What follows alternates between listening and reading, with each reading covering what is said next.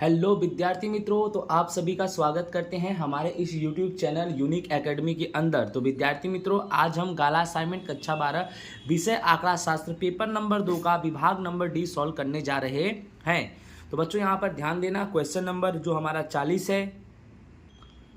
Question 40 में क्या लिखा है बच्चों?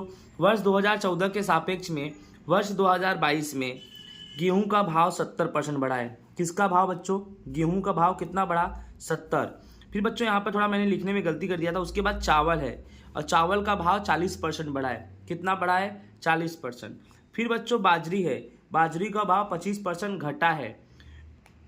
फिर तेल है, तेल का भाव 40% बढ़ा है। और घी है, घी का भाव 5% घटा है। तो कितनी वस्तुएं हैं? गेहूं 1, चावल 2, बाजरी 3, उसके बाद बच्चों तेल 4, उसके बाद घी जो है 5 वस्तुएं हैं बच्चों। तो सबसे पहले हम 5 वस्तु लिख देंगे। वस्तु में गेहूं, चावल, बाजरी, तेल और घी। उसके बाद हम निकालेंगे आई कैसे निकालेंगे? सिंपल सी बात है, गेहूं में 70% क्या है बच्चों?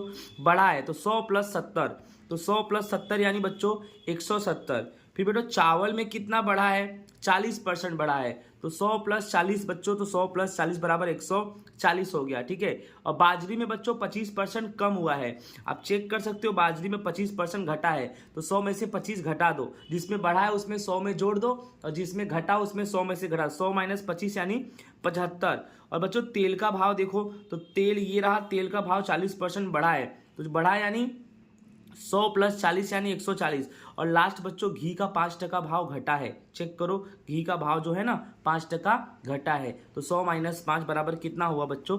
95। तो बच्चों ये तुम्हारा आई आ गया। फिर बच्चों डब्लू की जरूरत है, क्योंकि हमें ज्ञात करना है सामान्य भाव का सूचकांक ज्ञात करना है। और सामान्य भाव का सूचकांक का सूत्र होता है सिग्मा आई डब्लू बटे में सिग्मा डब्लू। ठीक है, हमें आई तो मिल गया है, हमें डब्लू की जरूरत है। तो बच्चों सवाल में डब्लू के लिए कंडीशन दिया है, थोड़ा ध्यान रखना। डब्लू के लिए कंडीशन है, क्या कंडीशन है देखना। जहां घी बच्चों, जहां घी की तुलना में तेल का महत्व 3 गुना है, यानी घी की तुलना में तेल का महत्व 3 गुना है, तो घी को कितना मान लेंगे बच्चों? 1। यानी घी को 1 मान लिया और तेल उसका 3 गुना है, तो 1 का 3 गुना कितना हो गया? 3, यानी तेल का हो गया 3। आगे क्या बोला है? तथा चावल 2 गुना हो। और चावल 2 गुना हो मतलब यानी जो घी है उसको 1 माना, तेल 3 गुना है, तो 1 का 3 गुना 3, और चावल 2 गुना है, तो चावल यानी 1 का 2 गुना यानी 2। ठीक है। उसके बाद क्या बोला है? चावल गेहूं इतना हो गया हमारा। घी की तुलना में तेल 3 गुना है, चावल 2 गुना है, और गेहूं बाजरी का महत्व चावल की तुलना में 2 गुना है। अब बच्चों जो गेहूं है और जो बाजरी है वो चावल से 2 गुना है। तो आपका चावल कितना है? चावल 2 है, तो गेहूं बाजरी का 2 गुना मतलब 2 दूनी 4, यानी गेहूं में 4 और बाजरी में 4। ये तुम्हारा हो गया डब्लू का टोटल मारो आएगा 14। फिर बच्चों हम निकालेंगे आई डब्लू। कैसे करेंगे? 170 × 4, 140 × 2, 175 × 4, 140 × 3, 95 × 1। इस तरह से गुणा करने पे आंसर आएगा। इसका टोटल मारेंगे 1775 आएगा। फिर क्या करेंगे बच्चों? 1775 में 14 का भाग दे देंगे, यानी आई डब्लू 1775 और डब्लू तुम्हारा कितना है? 14। तो 126.79 आया। अर्धघटन करेंगे तो उत्तर 100 से बड़ा है, तो उसमें से 100 घटा दो। 126.79 - 100, तो 26.79% तुम्हारा क्या आएगा बच्चों? वृद्धि आएगा। तो बच्चों आई होप आपको अच्छे से समझ में आया होगा ये क्वेश्चन नंबर 40। ठीक है। नेक्स्ट बच्चों क्वेश्चन नंबर 41 एकदम आसान है। यहां भी सामान्य भाव का सूचकांक ज्ञात करना है हमें। ठीक है, बट यहाँ पे आई डब्ल्यू का सूत्र नहीं लगाएंगे, इन्फॉर्मेशन के अकॉर्डिंग सूत्र लगाया जाता है। इन्फॉर्मेशन में क्या दिया है? वस्तु में बिजली, गैस, दिया सलाई, केरोसिन, लकड़ी। ठीक है। और इकाई में क्या है? यूनिट, सिलेंडर, पेटी, लीटर, किग्रा। ठीक है। अब इसमें बोला है 2020 का भाव और 2022 का भाव। सवाल में ये दोनों बच्चों दिया है, 20 का भाव और 22 का भाव। तो जो 20 है उसके आधार वर्ष मानेंगे, भाव यानी पी 0, और 22 को चालू वर्ष मानेंगे, तो इसको क्या मानेंगे? P और 1। यानी याद रखना, जो वर्ष कम हो उसे 0 और जो ज्यादा उसे 1। यानी ये P0 है 3, 345, 1, 15, 12, और ये P1 है 3.5, 370, 1.50, 20 और 15। ठीक है।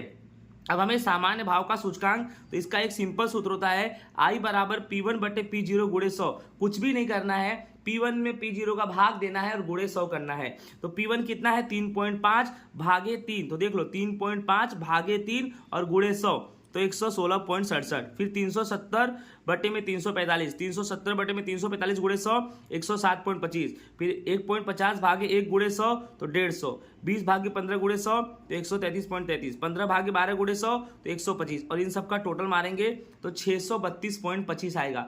कितना आएगा 632.25। लेकिन सवाल बड़ा है, इसके बाद भी कुछ करना है। सामान्य सूचकांक सिग्मा P1 बटे P0 गुणे 100 और बटे में क्या आएगा n, ठीक है। तो सिग्मा P1 बटे P0 गुणे 100 का आंसर कितना आया 632.25, और n यानी तुम्हारी कुल संख्या कितनी है, तो 1 2 3 4 5 है, तो 5 से क्या करेंगे भाग दे देंगे तो 126.45 आएगा। अब उसका अर्धघटन भी करेंगे, अर्धघटन करेंगे क्योंकि ये मैंने क्यों लगाया, अर्धघटन करने के लिए। आपका आंसर 126.45 आया, अर्धघटन करेंगे तो 126.45 में से 100 घटा देंगे तो 26.45% तुम्हारा क्या आ जाएगा आंसर। अर्धघटन नहीं करना होता तो आपका आंसर यहाँ भी हो जाता, बट हमें अर्धघटन करना जरूरी होता है सामान्य सूचकांक में। इस प्रकार से हमने ऐसा किया। तो आई होप आपको क्वेश्चन नंबर 41 भी समझ में आया होगा। इसी के साथ नेक्स्ट क्वेश्चन पर हम चलते हैं। नेक्स्ट क्वेश्चन हमारा 42 से काफी आसान है। इसमें लिपस्टिक है, लिपस्टिक में ABCDEFG।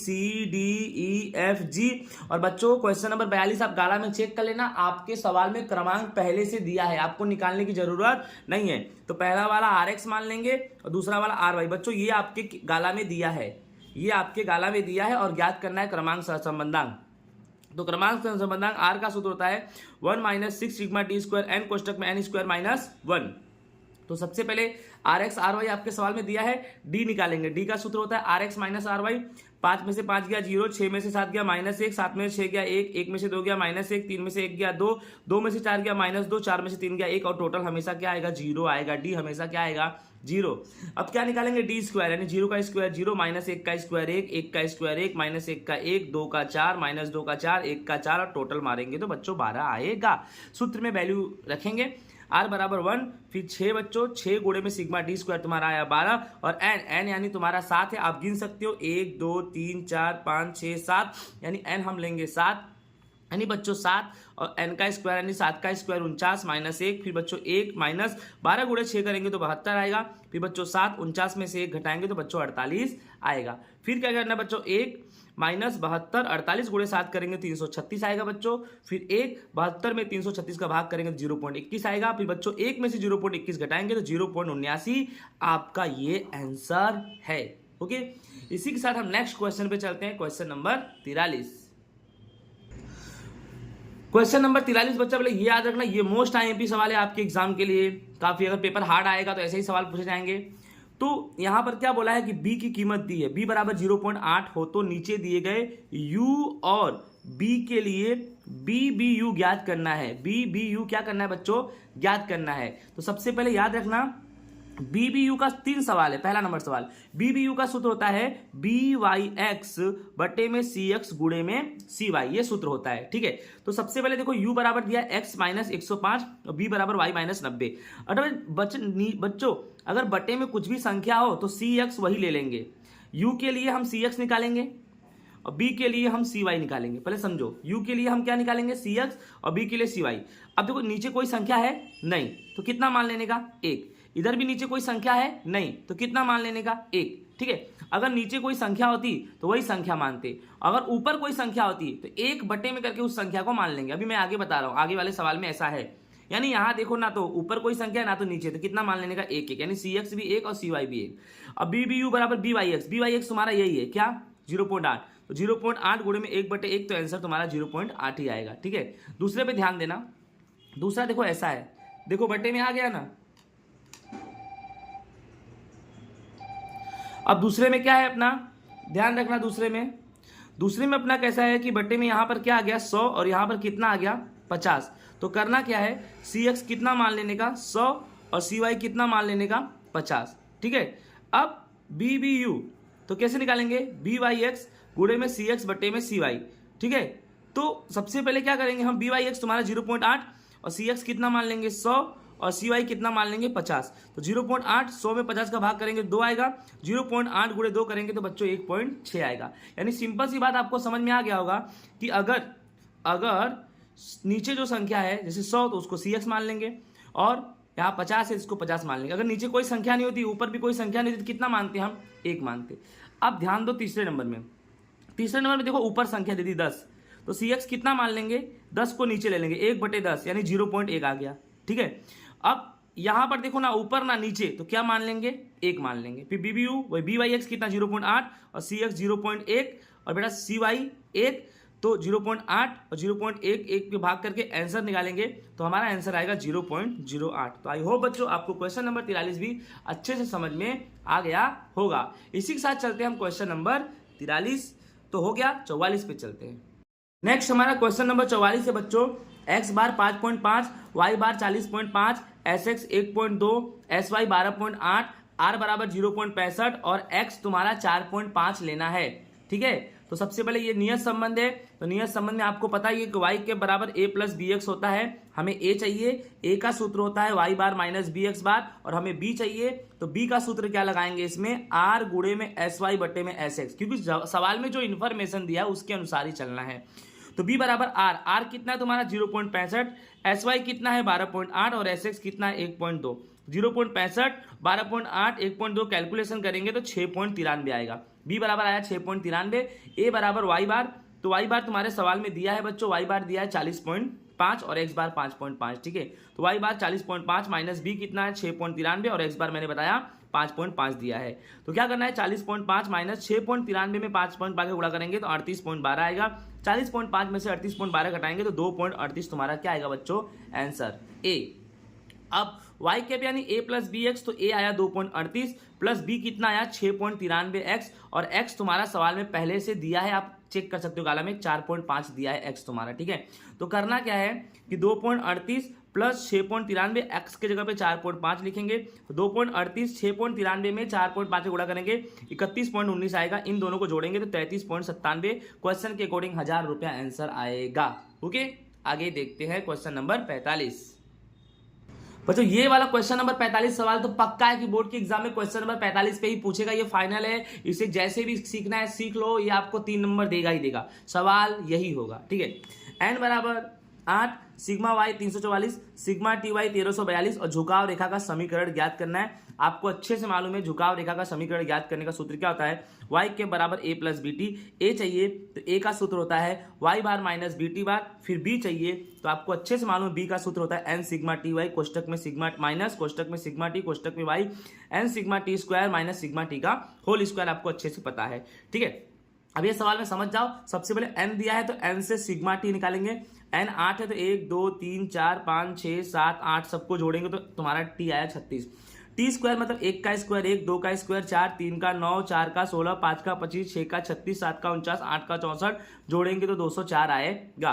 अब टी बार निकालेंगे सिग्मा टी बटे एन यानी 36 बटे में एन तुम्हारा कितना है 8 तो 4.5, वाई बार यानी सिग्मा वाई बटे एन तो सिग्मा वाई 344, 344 में 8 का भाग देंगे तो 43 आएगा। वैल्यू पुट करते हैं, एन कितना है 8, टी वाई कितना है तुम्हारा, तो टी वाई तुम्हारा सवाल में दिया है, सवाल में दिया है टी वाई बराबर 1342, तो आप 1342 रख सकते हो यहाँ पे, माइनस सिग्मा टी, तो सिग्मा टी तुम्हारा 36 है और सिग्मा वाई तुम्हारा कितना है बच्चों, सिग्मा वाई तुम्हारा 344 है, तो मैंने इसको रख दिया। नीचे बचा एन यानी 8 और टी स्क्वायर तुम्हारा निकला है 204 माइनस सिग्मा टी का होल वर्ग यानी सिग्मा टी निकला है 36, तो 36 का होल वर्ग। अब करना क्या है ध्यान दो, 1342 गुणे 8 करेंगे तो 10,736 माइनस 36 गुणे 344 यानी 12,384, 204 गुणे 8 करेंगे तो 1632 और 36 का स्क्वायर करेंगे तो 1296। अब 10,736 में से 12,384 घटाएंगे तो माइनस 1648 आएगा और 1632 में से 1296 घटाएंगे तो 336 आएगा, भाग देंगे तो आंसर आएगा बेटा माइनस 4.90। याद रखना आंसर आएगा माइनस 4.90। ए बराबर वाई बार माइनस बी टी बार है तो वाई बार कितना लेंगे 43 माइनस बी कितना लेंगे माइनस 4.90 और टी बार तुम्हारा कितना है 4.5, आप चेक कर सकते हो टी बार तुम्हारा 4.5 यहाँ पर निकला हुआ है। ठीक है, अब करना क्या है ध्यान दो, पहले 43 लिखो। अब ये बच्चों ये माइनस है और ये आंसर भी माइनस, माइनस माइनस क्या हो गया प्लस, 4.90 गुणे 4.5, फिर 43 प्लस 4.90 गुणे 4.5 यानी 22.05, और 43 में 22.05 जोड़ेंगे तो 65.05 आपका ए आएगा। लास्ट वाई कैप आएगा, वाई कैप में आएगा ए 65.05 यानी ए प्लस बी तुम्हारा है -4.90 और टी लिख दो, ठीक है। फिर 65.05 और प्लस माइनस क्या हो जाएगा माइनस, और 4.90 टी तो दिया नहीं है, क्योंकि टी दिया होता तो मूल्य ज्ञात करना होता। यहाँ पर क्या बोला है, झुकाव रेखा का समीकरण ज्ञात करो, तो टी नहीं दिया रहेगा, ठीक है, समीकरण में टी नहीं दिया रहेगा। तो ये तुम्हारा बच्चों क्या हो गया आंसर, ओके। नेक्स्ट बच्चों हमारा क्वेश्चन नंबर 46 है। एक पेटी में 12 स्क्रू है। एक पेटी में कितना स्क्रू है, 12, जिसमें से 4 स्क्रू कैसा है, खामी वाला यानी खराब है। इस पेटी में से एक के बाद एक स्क्रू पूर्ति रहित, याद रखना एक के बाद एक ले रहे हैं, पूर्ति रहित पद्धति से पसंद कर रहे हैं, तो दोनों स्क्रू खामी वाला हो उसकी संभावना ज्ञात करो। दोनों स्क्रू खामी वाला हो उसकी संभावना ज्ञात करना है। पहले तो 4 स्क्रू खामी वाला है और कुल स्क्रू कितना है 12, तो कुल स्क्रू 12 में से 4 स्क्रू खामी वाला है, तो 8 स्क्रू कैसा होगा, बिना खामी वाला। अब शर्त क्या है कि 12 में से एक के बाद एक ऐसे 2 स्क्रू लेना है, वो भी कौन सी पद्धति से लेना है, पूर्ति रहित। तो बच्चों पूर्ति रहित पद्धति में क्या होता है कि जैसे 12 में से एक स्क्रू ले लिया, तो वापिस जब दूसरा स्क्रू लेने जाएंगे ना, तो 12 में से जो एक ले लिया ना उसको हटा दो। अब कितने स्क्रू बचे, 11, ऐसे लेना है, ठीक है। तो n बराबर पहले 12 में से एक ले लो, अब 12 में से एक ले लो तो एक हट गया, अभी 11 बचा, अभी 11 में से एक ले लो, तो 12C1 गुणे 11C1, तो 12C1 का उत्तर 12, 11C1 का उत्तर 11, 12 गुणे 11 यानी 132, यानी बच्चों n बराबर तुम्हारा 132 आया। अब घटना ये क्या बोला है कि दोनों स्क्रू खामी वाला हो उसकी संभावना ज्ञात करो। दोनों स्क्रू, और याद रखना हमें एक के बाद एक लेना है, साथ में 2 नहीं ले सकते हैं। तो बेटा खामी वाला स्क्रू कितना है वो आपको चेक करना है। खामी वाला स्क्रू हमारा कितना है, 4 है। डायरेक्ट 4 में से 2 मत ले लेना, एक के बाद एक लेना है, ठीक है। तो पहले 4 में से एक लेंगे, m निकालेंगे, 4 में से एक लेंगे, फिर कितना स्क्रू बच जाएगा, 3, तो 3 में से एक लेंगे, और 4C1 यानी 4, 3C1 यानी 3, और 4 गुणे 3 यानी कितना हो जाएगा 12, यानी m बराबर 12। तो P ऑफ A बराबर m बटे n, 12 बटे में 132, 12 को 1 से काटेंगे 1, और 132 में 12 का भाग देंगे तो 1 बटे 11 बच्चों तुम्हारा हो जाएगा आंसर। तो आई होप आपको अच्छे से भी ये भी क्वेश्चन समझ में आ गया होगा। इसी के साथ नेक्स्ट क्वेश्चन नंबर 47 पर हम चलते हैं। नेक्स्ट हमारा क्वेश्चन नंबर 47 क्या है बच्चों कि 10 व्यक्तियों के समूह में 6 व्यक्तियों के पास कनाडा जाने का वीजा है। इस समूह में 3 व्यक्तियों को यादृच्छिक रूप से पसंद करना है, ठीक है। तो सबसे पहले याद रखो कि कुल 10 व्यक्ति हैं। कुल कितने व्यक्ति हैं, 10, जिसमें से 6 के पास कनाडा जाने का वीजा है। तो 10 में से 6 घटाओ तो 4 के पास कनाडा जाने का वीजा नहीं है, और कितने व्यक्ति को लेना है, 3 को। तो n बराबर 10C3, तो 10C3 यानी 10 को 3 बार उतारो, 10, 9, 8 और 3 को उतार दो, 3, 2, 1, इसका सॉल्यूशन आएगा 120, यानी n बराबर तुम्हारा 120 आया। अब एक नंबर क्या बोला है बच्चों, तीनों व्यक्तियों के पास कनाडा का वीजा हो। एकदम आसान है, तीनों व्यक्तियों के पास कनाडा का वीजा हो, तो कनाडा का वीजा कितने के पास है, 6 के पास, तो 6 में से 3 ले लो बच्चों, 6C3 यानी 6 गुणे 5 गुणे 4, फिर 3 का 3, 2, 1 और आएगा आंसर 20। तो P ऑफ A बराबर m बटे n यानी 20 बटे में 120, 0 से 0 कट गया, फिर 2 बटे 12 आया, 2 1 कम 2, 2 छंग 12, 1 बटे 6 तुम्हारा आंसर आ जाएगा। दूसरा नंबर क्या पूछा है बच्चों, दूसरे नंबर बोला है 2 व्यक्तियों के पास कनाडा का वीजा ना हो उसकी संभावना ज्ञात करो। ना हो वीजा तो कितने हैं बच्चों, 4 है, तो 4 में से कितना ले लेंगे हम, लेकिन ध्यान रखना इसमें 2 व्यक्तियों के पास कनाडा का वीजा ना हो, लेकिन हमें कुल 3 व्यक्तियों का चयन करना है। हमें 2 का नहीं चयन करना है, 3 का चयन करना है। तो सबसे पहले घटना क्या है कि 2 व्यक्तियों के पास कनाडा जाने का वीजा ना हो। तो पहले कितने लोग हैं जिसके पास कनाडा जाने का वीजा नहीं है, तो 4 लोग। तो पहले 4 में से 2 तो ले लो भैया, 4C2 ले लो, लेकिन हमें अभी 3 लेना है। अब 4 में से 2 तो ले लिया, अब कनाडा जाने का वीजा नहीं है तो 4 ही व्यक्ति हैं, तो अब हमें एक किसमें से लेना पड़ेगा, जिसके पास वीजा हो, क्योंकि 3 तो लेना ही है। तो जिसके पास वीजा हो वो कितने हैं, 6, तो 6 में से 1। अब आप बोलोगे सर ऐसा क्यों कर रहे हो, मैं फिर से बोल रहा हूँ, कनाडा जाने का वीजा ना हो ऐसे कुल 4 व्यक्ति हैं, और 4 व्यक्ति में से 2 व्यक्ति को तुमने ले लिया, लेकिन हमें चयन 3 का करना है। तो पहला एक व्यक्ति जो एक्स्ट्रा बचा उसको 6 में से करेंगे। तो 4C2 का आंसर मतलब 4 गुणे 3 बटे में 2 गुणे 1, और 6C1 का 6 आएगा। इसका सोल्यूशन करेंगे 2 दूनी 4 यानी 2 3 6, 6 6 के 36 आएगा, ठीक है। m बराबर 36, तो P ऑफ B बराबर m बटे n, 36 बटे 120, अगर इसको काटेंगे तो 3 बटे 10 आएगा। बच्चों आई होप आपको ये भी क्वेश्चन अच्छे से समझ में आ गया होगा, ओके। नेक्स्ट हमारा क्वेश्चन नंबर 48 है कि P ऑफ A बराबर 2 बटे 3 है, P ऑफ B बराबर 3 बटे 5 है, B ऑब्लिक A 3 बटे 4 है, A ऑब्लिक B तुम्हें बच्चों करना है ज्ञात। तो सबसे पहले हम सहारा लेंगे B ऑब्लिक A का। B ऑब्लिक A तुम्हारा 3 बटे 4 है, तो B ऑब्लिक A का सूत्र क्या होता है, नीचे लास्ट में A है ना, तो पी ऑफ ए नीचे और बी ऑब्लिक ए हो कि A oblique B, A intersection B लिख देने का। तो P of A intersection B बटे में पी ऑफ ए, तो सबसे पहले P of B oblique A 3/4 है, ए इंटरसेक्शन बी नहीं दिया, और पी ऑफ ए तुम्हारे सवाल में 2/3 है। इन दोनों का कर देंगे गुणा, 3/4 गुणे 2/3 P of A intersection B बराबर में लिख देंगे। फिर 3 दूनी 6 और 4 तिहाई 12, 6/12 बराबर P of A intersection B. तो P of A intersection B बराबर 6 कम 6 और 6 दूनी 12 यानी 1/2 आएगा। तो P of A intersection B आ गया। अब हमें ज्ञात क्या करना है, P of A oblique B. तो P of A oblique B का सूत्र बाद में बी है, तो बी नीचे और ए इंटरसेक्शन बी ऊपर। अब ए इंटरसेक्शन बी तुम्हारा कितना आया 1/2 और पी ऑफ बी तुम्हारा कितना है 3/5। फिर 1/2 ये भाग में, इसको गुणे में ले आएंगे तो 5 ऊपर 3 नीचे, तो 1 पंजे 5 और 2 तिहाई 6 यानी 5/6 P of A oblique B तुम्हारा आंसर आएगा। कितना आएगा, कैसे करा, 1/2 लिखा, 3/5 को भाग का है गुणे में करूंगा तो 5 ऊपर 3 नीचे, तो 1 पंजे 5 और 2 तिहाई 6 यानी आपका आंसर 5/6 आ गया। तो आई होप बच्चों आपको अच्छे से ये भी समझ में आ गया होगा। ओके,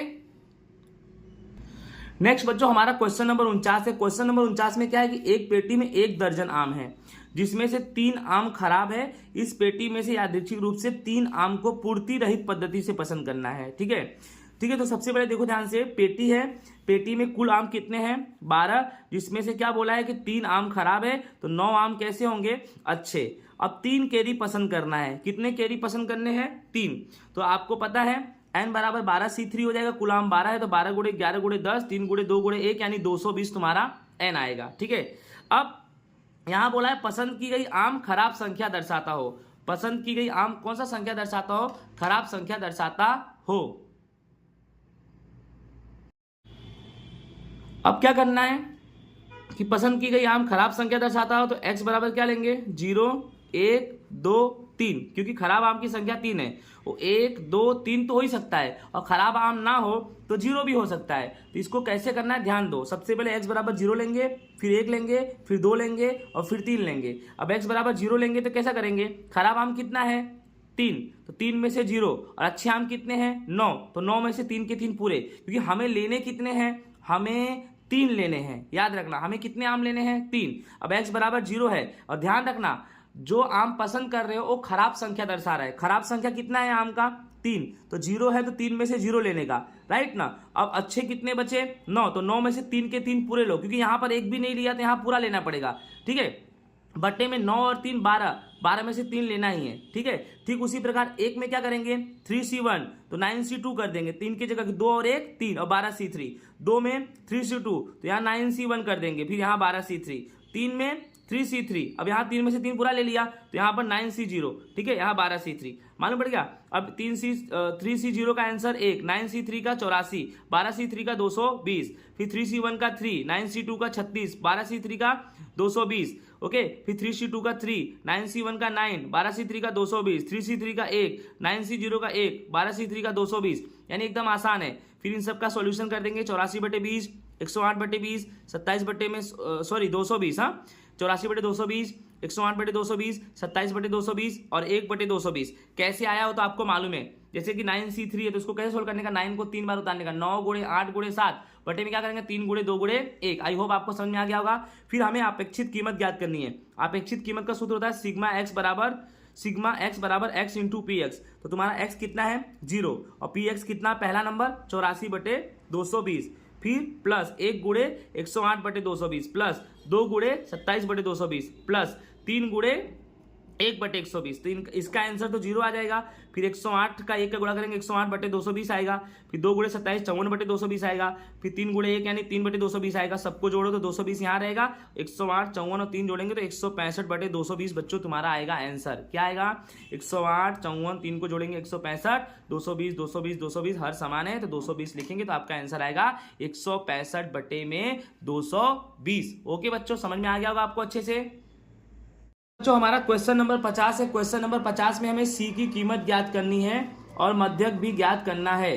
तो सबसे पहले सवाल दिया है पी ऑफ एक्स बराबर सी इंटू 4p ऑफ एक्स, जहां पर x बराबर 0 1 2 3 4 दिया है। तो सबसे पहले हम क्या करेंगे, c ज्ञात करने के लिए x का कोष्टक बनाएंगे जिसमें 0 1 2 3 4 लिख देंगे, और p ऑफ x बराबर दिया है सवाल में c into 4p of x. तो करना कुछ नहीं है, पहले c into 4p of x के जगह पे 0, फिर c इंटू 4p ऑफ 1, फिर 2 है तो c इंटू 4p2, 3 है तो c इंटू 4p3, 4 है तो c इंटू 4p4। कुछ नहीं करना, x की जगह पे एक बार 0 1 2 3 4। अब इसका आंसर तो क्या आता है, 1 आता है, तो 1 का गुणा c में करेंगे तो 1c। इसका आंसर 4 आएगा, 4 का गुणा c में करेंगे 4c। इसका आंसर कितना आएगा, 12। कैसे आएगा आपको पता होना चाहिए। 4p2 का मतलब है, ध्यान से समझ लो, 4p2 का मतलब है ये 4 फैक्टोरियल 2 फैक्टोरियल। तो 4 फैक्टोरियल मतलब 4 3 2 1, और 2 फैक्टोरियल मतलब 2 गुणे 1, तो 2 1 कम 2, 2 दूनी 4, 2 3 6 दूनी 12 आंसर आएगा। ठीक है, इस तरह से होता है। फिर 4p2 का 12, 12c, और 4p3 का 24, तो 24c, 4p4 का भी 24c आएगा, तो 24c आया। ठीक है, सब c को जोड़ दो, 1c 4c 12c 24c 24c, तो 65c आएगा। अब आपको अच्छे से मालूम है सिग्मा p ऑफ x बराबर 1 होता है, तो p of 0 plus p of 1 plus p of 2 plus p of 3 plus p of 4 बराबर 1। पहला c 4c 12c 24c 24c बराबर 1, यानी 65c बराबर 1, तो c बराबर 1 और साथ वाली संख्या बटे में, यानी c तुम्हारा आया 1/65। फिर तुम्हें क्या करना है बच्चों, तुम्हें मध्यक ज्ञात करना है। ठीक है, तो मध्यक कैसे ज्ञात होगा वो भी हम चेक कर लेंगे। फिर से लिखेंगे x बराबर 0 1 2 3 4, और p ऑफ x तुम्हारा कितना आया उसको देखो। तो p ऑफ x तुम्हारा कैसे आएगा, ध्यान से समझना, पहले का 1/65 आएगा। क्यों, क्योंकि ध्यान से समझो c बराबर तुम्हारा 1/65 है। ठीक है, और यहाँ 1c है, तो 1 गुणे c 1/65, 1 गुणे 1 1/65। अब ये 4 आएगा, 4 गुणे 1 यानी 4/65। ये 12c है, तो 12 1 कम 12, 12/65। 24 है, 24 1 कम 24, 24/65। कर क्या रहा हूं आपको समझ में आना चाहिए कि जैसे कि यहाँ पर 12c है, तो 12c का मतलब क्या हुआ, 12 गुणे और c कितना है 1/65, यानी 12 1 कम 12, 12/65 ऐसे आया। फिर यहाँ पर 24 है तो 24 गुणे 1, फिर 24/65, फिर 24 है 24 गुणे 1 24/65। अब मध्यक का सूत्र होता है x into P x. x into P x मतलब 0 का गुणा 1/65 में करेंगे 0, 1 का 4 में करेंगे 4 ही आएगा 4/65, 2 का 12 में करेंगे 24 तो 24/65, 3 का 24 में करेंगे 72 72/65, 4 का 24 में करेंगे तो 96 96/65, और सबको जोड़ेंगे तो 196 65 65 65, यानी 196/65 आया। ठीक है, तो मध्यक सिग्मा ई एक्स बराबर क्या है, x into P of x, जो तुम्हारा आया 196/65, और 196 में 65 का भाग देंगे तो 3.02 तुम्हारा आएगा आंसर बच्चों। तो आई होप आपको ये भी क्वेश्चन अच्छे से समझ में आ गया होगा। इसी के साथ हम चलते हैं लास्ट नंबर क्वेश्चन 51 पे। लास्ट बच्चों हमारा क्वेश्चन नंबर 51 है, जब किसी वस्तु के मांग का विधेय p बराबर 12 माइनस कर्णी x हो, तो जहां मांग कितना हो 9 इकाई हो, तो मांग के मूल्य की सापेक्षता ज्ञात करो। तो सबसे पहले हम क्या करेंगे, आपके सवाल में p दिया है ना, तो हम सबसे पहले p लिख देंगे 12 माइनस कर्णी में x। इसको अच्छे से लिखो 12 माइनस, अब देखो ध्यान से कर्णी हटा दूंगा तो x की घात 1/2 हो जाएगा। याद रखना, जैसे कर्णी x है और इसको हम ऐसे भी लिख सकते हैं x की घात 1/2, मैंने वही किया है। अब आप लगाएंगे dp/dx, क्योंकि आपके सवाल में p दिया है।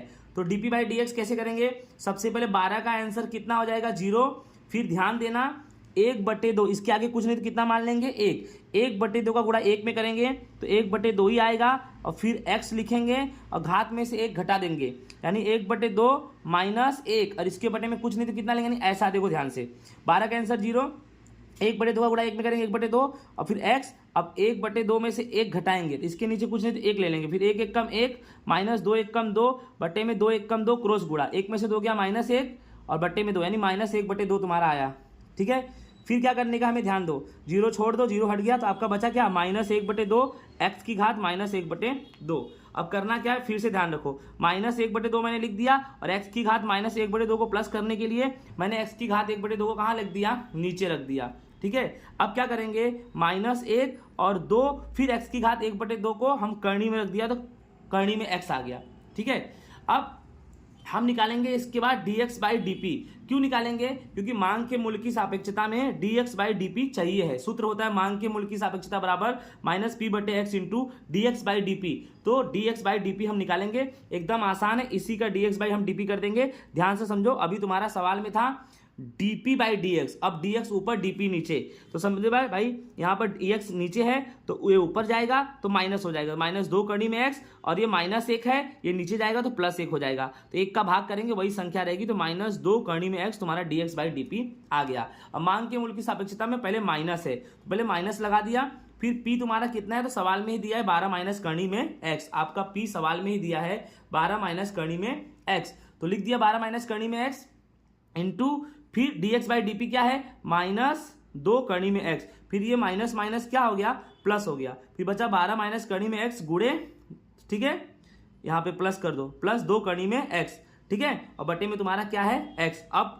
x के जगह पे 9 रख दो, क्योंकि आपके सवाल में इकाई दी है, मांग की इकाई कितनी है 9, यानी वहां पर x की जगह 9 रख दो। तो 12 कड़ी में 9 गुणे 2 फिर कड़ी में 9, क्या करना है, 12 कड़ी में 9 का उत्तर हो जाएगा 3 गुणे, यहाँ पे प्लस आ जाएगा, ये तो प्लस ही है 2, ठीक, कड़ी में 9 का यानी 3 और बटे में 9, 12 में से 3 गया 9 और 2 तिहाई 6, 9 छक कितना हो जाएगा, 9 छक 54 और 54 बटे में 9 और 54 में 9 का भाग देंगे तो तुम्हारा आंसर आएगा बच्चों 6। तो इसी के साथ हमारा पेपर नंबर 2 का सेक्शन डी होता है पूरा। आई होप बच्चों आपको अच्छे से समझ में आया होगा। जय हिंद, राधे राधे।